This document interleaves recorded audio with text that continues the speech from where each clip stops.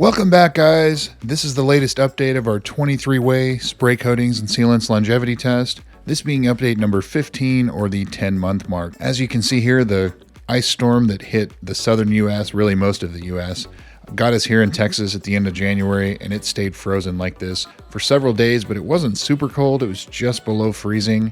So without further ado, we'll go ahead and jump into things and see how things are getting on.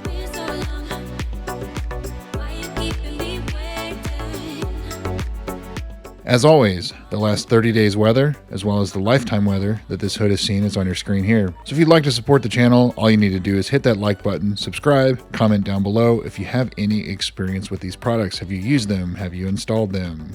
Do you like them? Do you hate them? Let me know. If you plan on purchasing any of these products, please consider doing so through the links in the video description, as it really does help the channel out so you can continue seeing tests like this one. So if you're just joining us, please be sure to check out the entire series of each of these videos, as there is a ton of work that goes into the research, prep, install, and continued testing of these. So as usual, we'll go ahead and foam everything down using Chemical Guy's Honeydew Snow Foam, rinse it, foam it again, wash it with an Australian sheep's wool wash mitt, and then rinse to inspect the hydrophobic properties before drying everything off.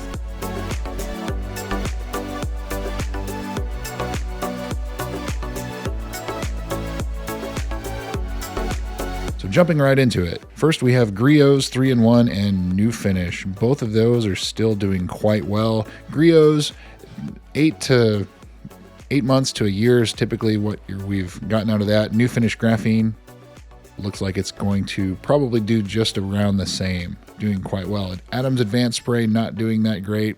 And McKee's Hydro Graphene, that is going to be our first failure this month. And you can see it's sticking. Surface tension not really breaking away, so we are going to call that one failed.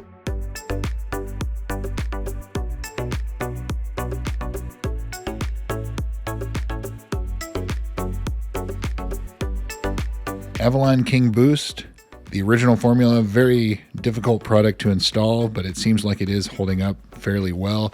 They have sent me a replacement updated version of it, which I will be testing here very shortly.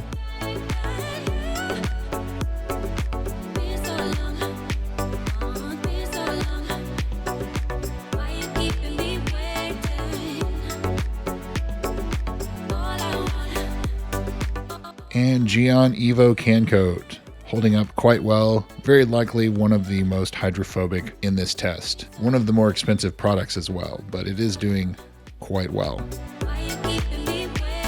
So there is your update, guys. We're coming up, got 2 more months until we get to the year mark. This test will likely go to about the 1.5 year mark, unless we have a pretty clear top 3, which that may happen at the year mark. We will find out. But Griot's, we know, is a strong performer. New Finish Graphene, looks like it's doing all right. But yeah, McKee's Hydro Graphene, that's our failure. Avalon King Boost, and of course, impressive Geon Can Coat. There you go, guys. Thanks again for watching, and we'll see you soon.